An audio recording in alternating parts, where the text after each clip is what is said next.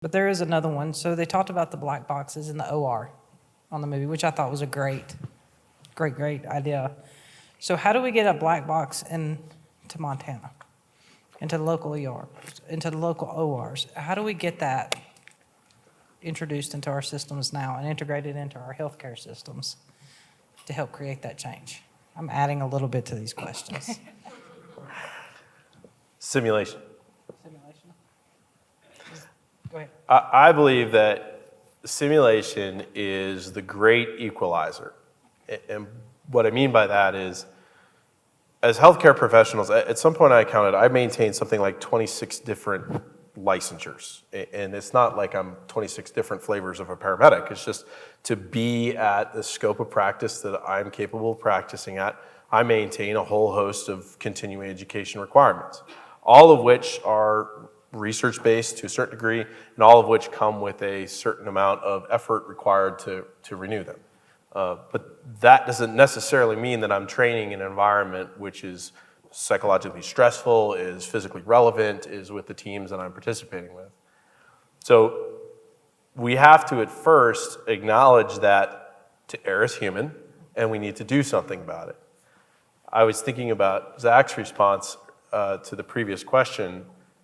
I'd like to add to that. When I started as a clinician who moved into being an administrator and leading an organization, I was surprised to find that going into a ambulance services headquarters or a hospital's senior leadership suite or anywhere else in healthcare, that the argument that simulation is empirically proven to improve patient care outcomes wasn't the end of the conversation. And I thought it would be. I thought, look, we can prove that this helps people live better lives. It will reduce error. This is a good thing. And it wasn't until about a year ago someone said to me, you know, at the end of the day, organizations like Medicaid are the ones who are really spending a lot of money on safety. And I've been thinking a lot about that. And I don't know if I have a strong opinion about it yet, but I've been watching that. It's strange to me that if you walk into a facility and you talk with folks, I really spend most of my time talking to them about why simulation is cost effective for them, why it should be incorporated into their budget, and how it helps them save money in other places. And the margin without mission and mission without margin is a valid one. I love the saying that, vision without money is a dream, and money without vision is greed. You need both.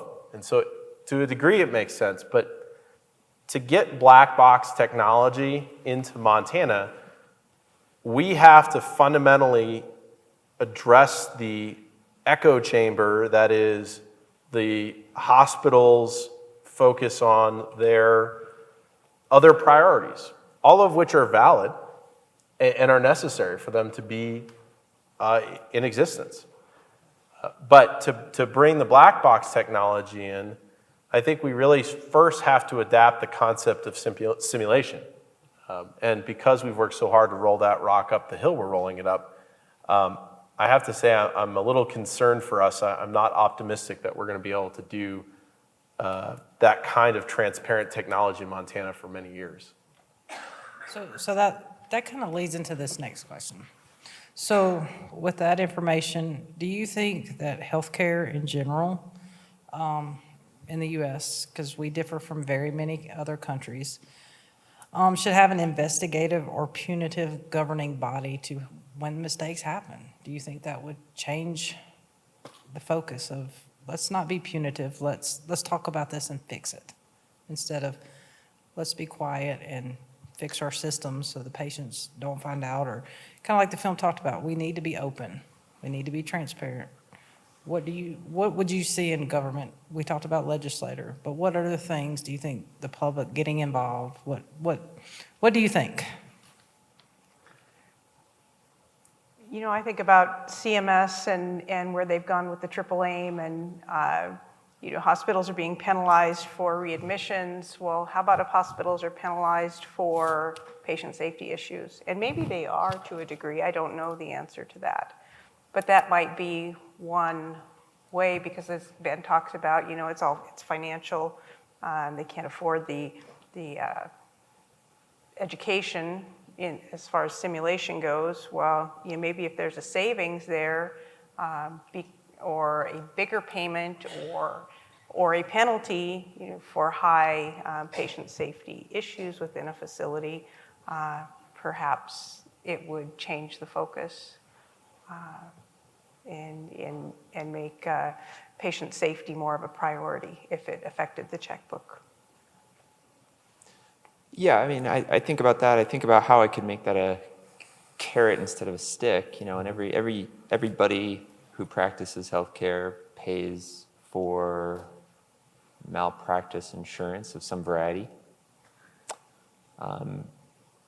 I would feel wonderful about taking the money that I pay for medical malpractice every year and contributing to a national fund that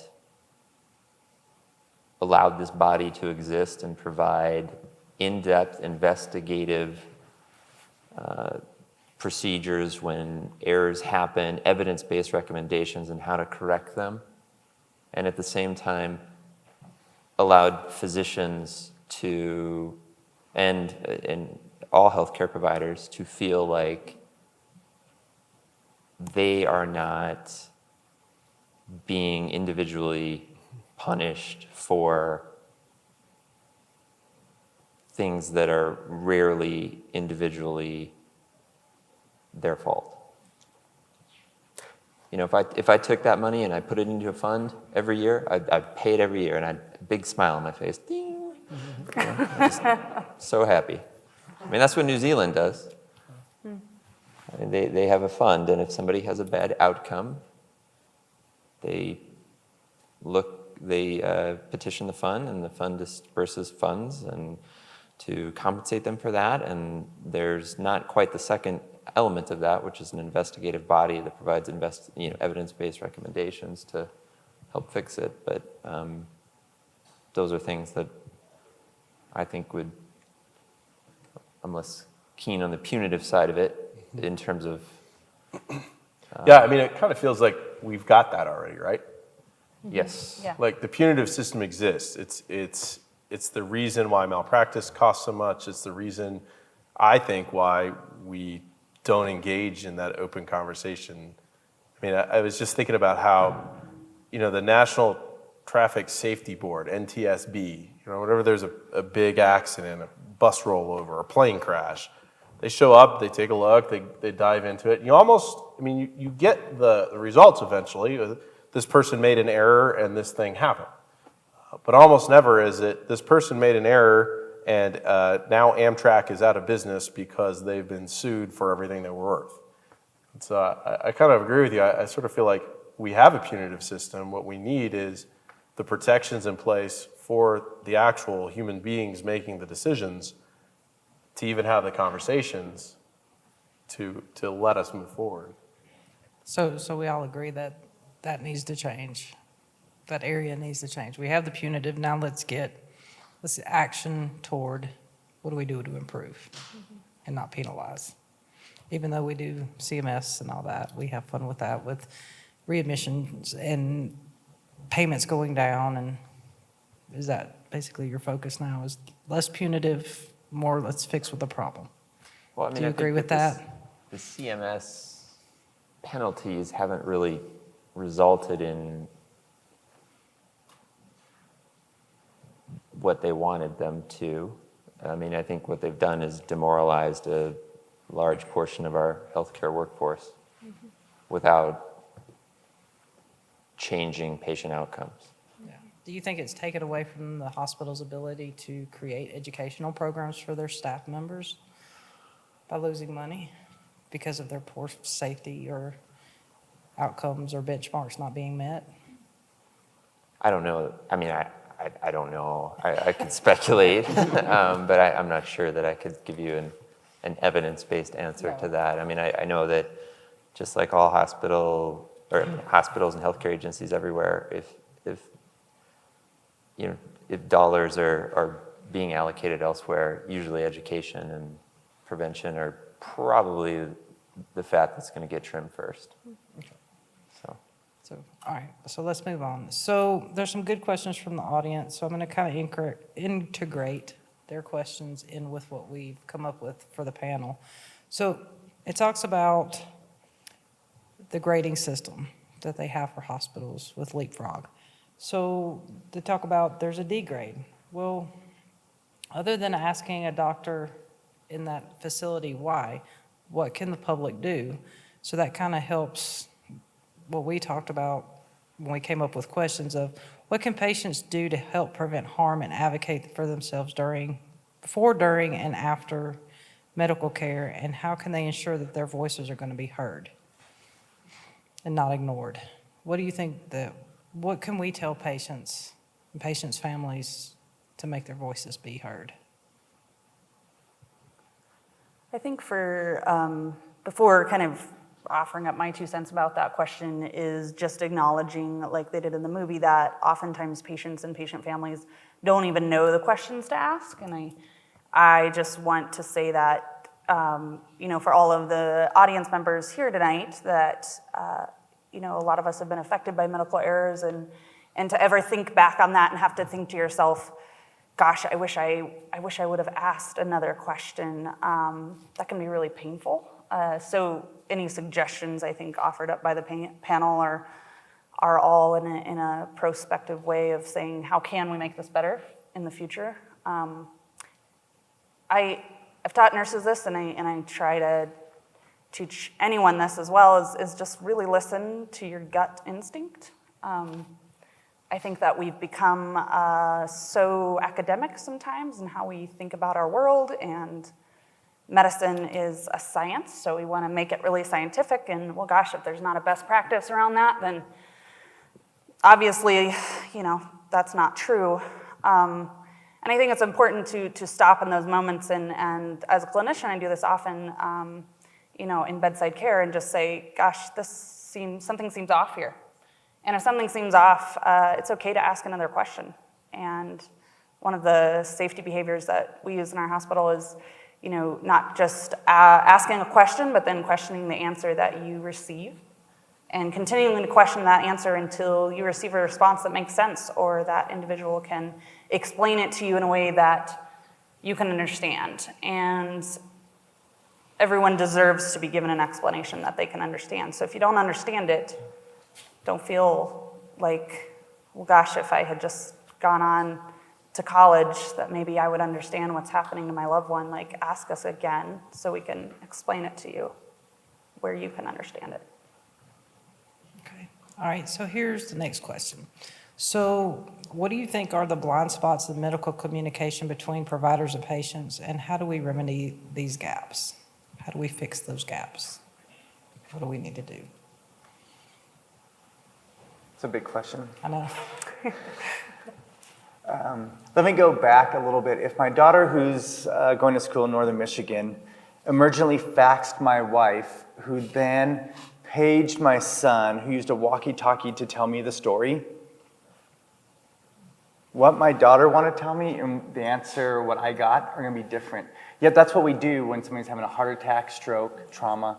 We use fax machines, answering services, walkie-talkies, and then we're not vested as an organization, whether I'm the CEO of a hospital or an ambulance service, to actually share my data with your hospital, unless I have to, or with your ambulance service, unless I have to. And so one of the great things that's happening out there are these concepts of HIEs or HDEs, these health data exchanges or health information exchanges.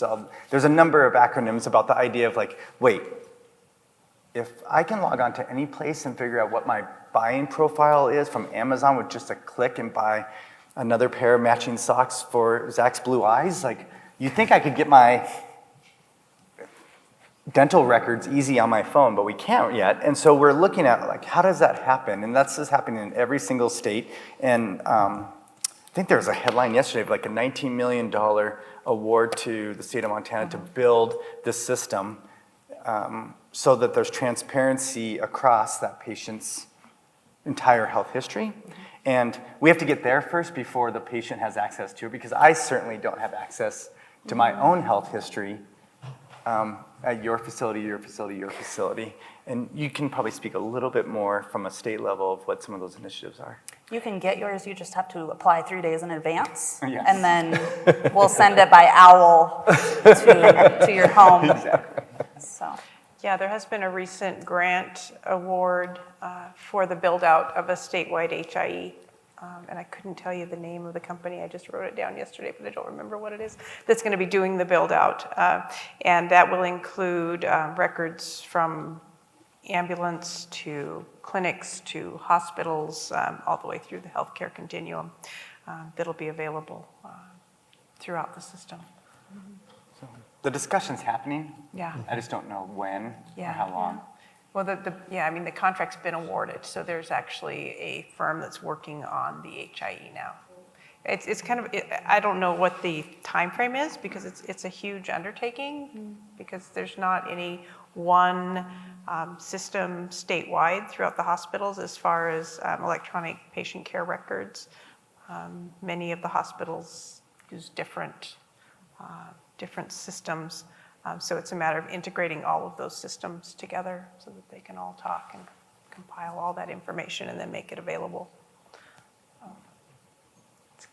It's going to be a few years, I think, before we actually see that as a reality, but it's definitely on the build-out phase. Which is a good thing. It needs to all communicate. I think that's part of it is people are transferred to different facilities and that communication breaks down. Records aren't sent. When you could just click a button and it'd be right there. Yeah, it'll all feed into It'll one be fed central into one hub. system. I think that'll reduce medical errors and hopefully help treat patients better because you have a complete record.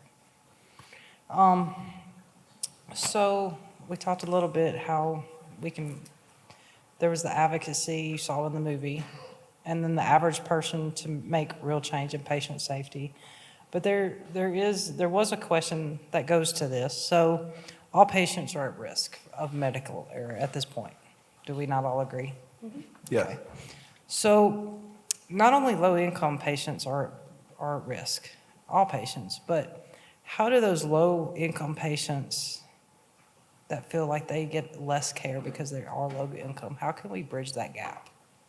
How can we make them feel safer?